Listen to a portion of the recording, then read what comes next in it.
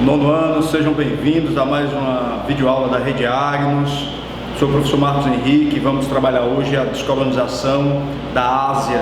Na videoaula passada falamos um pouco sobre a descolonização da África e na nossa live a gente vai tirando as dúvidas sobre os assuntos que ficarem pendentes. Beleza, galera? Vamos lá. Para a gente compreender a descolonização da Ásia, eu coloquei aqui alguns pontos importantes para discutirmos. Primeiro, a gente tem que contextualizar como aconteceu essa descolonização, tá? Acontece dentro da mesma perspectiva da descolonização da África, já que estavam vivendo tanto a Ásia como a África o mesmo contexto histórico do pós-guerra mundial, pós-Segunda Guerra Mundial. Então a gente tem o fim da Segunda Guerra Mundial com a fragilização dos países, das potências europeias. Lembrando que a Segunda Guerra Mundial acontece dentro do território europeu. Isso é um fator muito importante para que a gente tenha a dimensão de como a Europa ficou no pós-guerra, né? Então a Europa ficou arrasada, coloquei aqui as imagens. Além de estar arrasada fisicamente, as cidades, as indústrias, também ela estava fragilizada dentro do seu contexto militar. Então a Europa estava enfraquecida e esse enfraquecimento das potências europeias possibilitava o surgimento desses movimentos nacionalistas e de ruptura das colônias, tanto na África como na Ásia, no caso especificamente da Ásia. Tá? A ONU, quando a ONU ela foi criada e ela começa a lançar as bases do autogoverno, da teoria do autogoverno, em que cada povo deve se autogovernar e defender essas ideias, a ONU com a dimensão, o redimensionamento do princípio da cidadania e da democracia, isso vai terminar fortalecendo dentro dos países asiáticos também esse sentimento nacionalista, tá? que já é existente, porém pós-Segunda Guerra Mundial isso cresce de forma muito intensa, tá?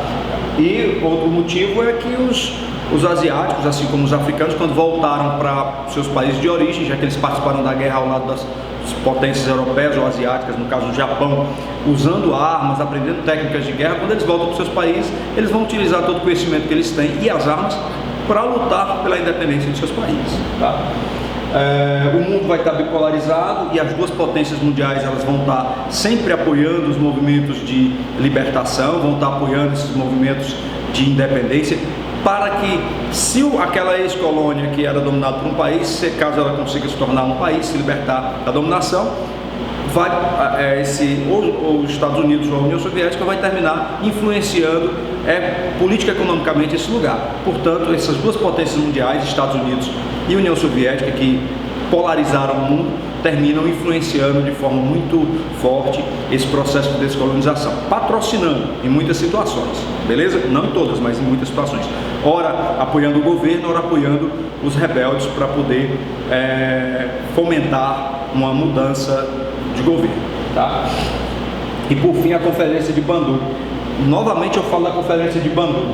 É importante, está sempre no IFCE, questões do IFCE, lá na frente, lá no Enem vocês vão ver isso, vai ser cobrado de vocês, no vestibular e tal. É importante a gente ter a dimensão do que foi a Conferência de Bandung. Essa conferência foi importante porque reuniu 29 países asiáticos e africanos, na verdade a maioria eram asiáticos, porém ela foi importante, essa conferência, porque ela lançava o princípio da autonomia e ela colocava os países da Ásia e da África como independentes da Guerra Fria, ou seja, eles estavam fazendo um não alinhamento, eles nem eram alinhados com o socialismo, nem eram alinhados ao capitalismo, eles seguiam uma alternativa própria, por isso mesmo eles foram chamados de terceiro mundo, por conta desse não alinhamento, de não ficarem do lado nem dos Estados Unidos, nem da União Soviética, beleza? Então esse é o contexto em que acontece esse processo de descolonização. Vamos adiante aqui para a gente ver o segundo ponto aqui, ó. A descolonização da Ásia, a gente vai encontrar elementos muito parecidos com a descolonização da África. Desenvolvimento do nacionalismo, esse nacionalismo intenso e que vai surgir em várias regiões da Ásia, e isso vai fortalecer o sentimento de amor à pátria, né? O enfraquecimento das potências europeias e Outro detalhe, nem todo movimento na Ásia vai ser pacífico. A gente às vezes acha que a independência da Ásia lembra logo da Índia, de Gandhi, foi um movimento pacífico. Porém, é importante lembrar que houve muita luta até chegar àquele movimento pacífico de Gandhi, que a gente vai falar um pouquinho aqui à frente, tá? Então o processo não foi uniforme, por isso mesmo houve processos que foram pacíficos, diplomáticos e eventos também que ocorreram através da luta armada pela independência. E alguns países eles terminaram nem conquistaram a independência e terminaram se dividindo, como a gente vai ver em seguida, tá? Olha só, coloquei aqui a questão da Índia, que os símbolos da Índia, Gandhi, que a gente acabou de falar, é o símbolo da independência, aqui o Taj Mahal, que é o templo que é símbolo também da Índia. Lembrando que a Índia é a segunda maior população mundial e incorre de graves problemas de ordem sanitária, de saúde, embora a economia lá seja pujante, ela é crescente a economia. Isso não quer dizer que a população da Índia seja próspera, quer dizer que o movimento, a atividade econômica lá é intensa, tá? Inicialmente, a Índia era explorada sobremaneira pela Inglaterra. A Inglaterra explorava de tal modo que até ópio a Inglaterra vendia para os indianos, produzia e vendia para os indianos, embora o ópio, uma droga fortíssima e extremamente proibida em todo o mundo, inclusive na Inglaterra. Apesar de eles proibirem na Inglaterra, eles permitiam que os comerciantes vendessem na Índia, o que arrasava ainda mais o país. E uma série de conflitos aconteceu entre os indianos e os ingleses armados na tentativa de ruptura, sem sucesso. Acontece que com a Primeira Guerra Mundial, muitas coisas começam a mudar. Quando vem a Segunda Guerra Mundial, coisas começam a mudar no sentido do sentimento. Começam a surgir líderes que começam a se levantar contra essa dominação e propondo alternativas a essas lutas. Um deles foi Gandhi, Mahatma Gandhi, que propôs algo diferente: a desobediência civil e o boicote aos produtos ingleses. Gandhi pregava que a Índia deveria se unir. Na Índia é um país que tem mais de 3.000 religiões, pessoal, para vocês terem ideia, é um país que não tem uma religião, ou uma ou duas religiões, tem 3.000 religiões, então é um país plurireligioso, multireligioso, e essa pluralidade religiosa causava desconcerto, causava uma fragmentação, uma divisão da sociedade. Gandhi tentou unificar todos em torno de um projeto de unificação, libertação dos países colonizadores, no caso a Inglaterra. Porém tinha um lado da Índia que era muçulmano. Esse lado muçulmano momentaneamente aderiu a esse movimento para romper com a Inglaterra, tá? Eles fundaram um partido nacional, um congresso nacional, embora os ingleses não quisessem, mas terminaram cedendo às investidas dos indianos, e a partir daí eles começam a desenvolver políticas cada vez mais voltadas para a população indiana. Os ingleses, depois da Segunda Guerra Mundial, os ingleses percebem que não tem como segurar essa onda. Eles insistem, tentam continuar dominando e controlando a Índia. Porém, em 1947, eles reconhecem a independência indiana. Fator fundamental para a independência da Índia foi os movimentos de Gandhi, porque ganharam repercussões mundiais, à medida em que ele pregava a paz e não a guerra. Então isso terminou por ajudar a criar um sentimento não apenas dentro da Índia, mas mundial em favor da causa indiana, tá? Gandhi, ele foi assassinado um ano depois por um extremista hindu.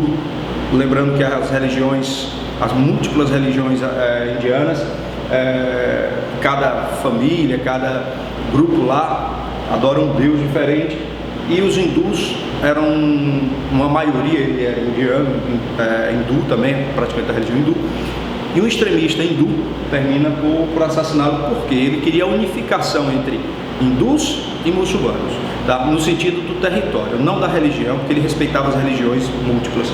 Porém, esse extremista termina assassinado, tá bom? A independência da Índia se consolida e a Índia passa a ser governada por um seguidor de Gandhi, e eles não se alinham nem ao comunismo nem ao socialismo. Porém, eles vão enfrentar graves problemas, tá? Porque um país gigantesco e toda essa dimensão territorial, uma população imensa, com graves problemas de saúde, sanitários, graves problemas urbanos e logísticos, enfim. A Índia, apesar de ter um comércio muito intenso, ainda hoje vive esses problemas de ordem econômica para a população mais pobre, que vive de forma muito simples, e é um país que, apesar do crescimento, ainda é um país em desenvolvimento, não é um país desenvolvido. Beleza, galera? Para frente, outro ponto aqui importante. Aqui, ó, nós temos aqui a independência da China. A China é bacana porque é um país que está em alta agora as discussões, né? Com o coronavírus e tal. Boa parte dos produtos que nós temos no mundo vem da China, né? A China é a maior população mundial e é o país que mais cresce dentro de uma perspectiva capitalista. A China foi comunista por 9 anos, lá na década de 60. Depois dos anos 70, a China se tornou um país capitalista e hoje é um país que lidera as atividades econômicas do mundo. Embora o país mais rico do mundo seja os Estados Unidos, a China é um país que mais desenvolve prática capitalista e tem um comércio com a maior parte dos países capitalistas do mundo, tá?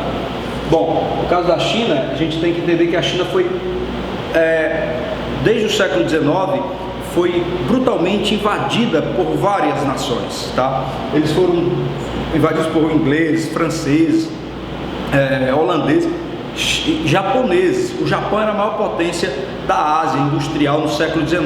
Então o Japão avançou com sua política imperialista, colonialista sobre a China, sobretudo a região da Manchúria, que é uma região importante por conta do minério, e vocês sabem que para industrializar-se é necessário ferro e carvão mineral, pelo menos naquele momento inicial ali do século XIX, que era ferro para poder fazer as máquinas e tal, e o carvão mineral para poder mover as máquinas, que a energia era vapor, tá? De forma simplória é isso. Então, a China vai ser brutalmente invadida por vários países, dominada, conquistada, vai ser sugada as suas riquezas, mas o povo chinês começa a se levantar contra essa dominação.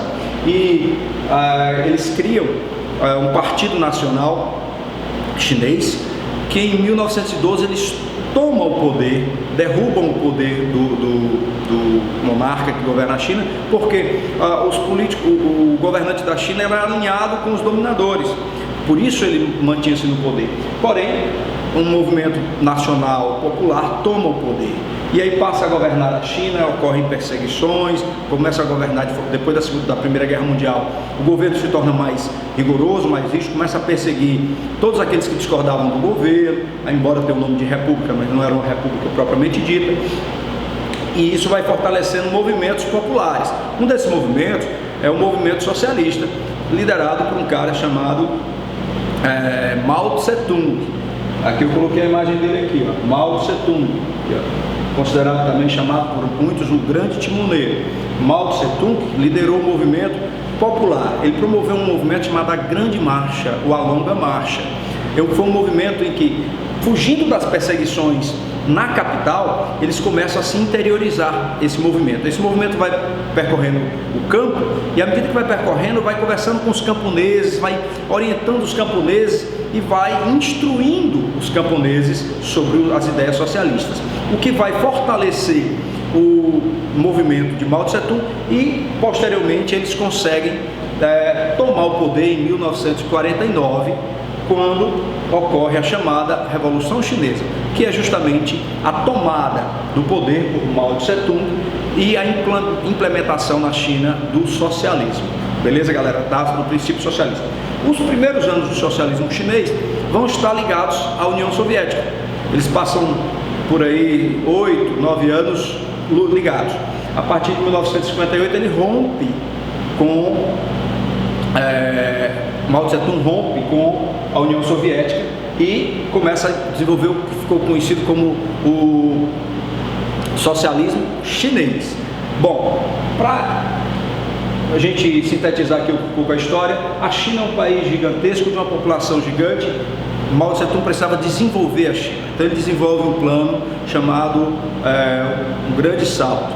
Esse grande salto ele começa a construir estradas, criar obras de desenvolvimento para que expandisse o desenvolvimento econômico, porém ele não contratava pessoas especialistas nessas atividades, nem na economia, nem para a construção de estradas, nem para as obras.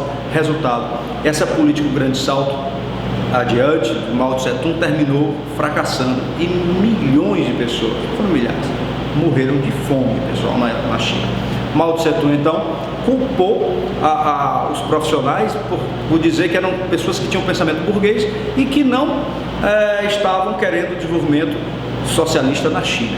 Para isso, então ele resolve então motivar uma nova onda na China, dessa vez cultural, e aí ele promove a Revolução Cultural. A Revolução Cultural na China nada mais era do que a imposição dos pensamentos de Mao Tse-tung sobre o socialismo, e aí tanto é que esse movimento ganhou o nome de maoísmo, né?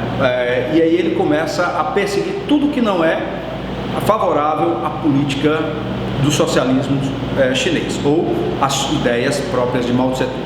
A gente vai encontrar uma forte personificação da figura de Mao Tse-tung em todos os lugares, figuras, estátuas, símbolos que representam Mao Tse-tung no poder, e isso vai fortalecer a ideia da China socialista.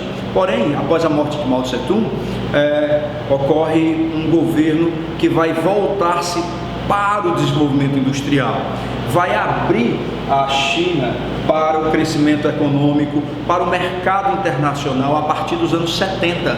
Então, a partir de 1976, a China muda totalmente a sua perspectiva econômica e política. Ela abre o mercado, começa a desenvolver indústria, começa a possibilitar o capitalismo dentro da China, e a China vai avançar dentro dessa perspectiva capitalista, chegando em 2020 como uma das maiores potências industriais do mundo moderno. Beleza, galera? Pra frente. Valeu!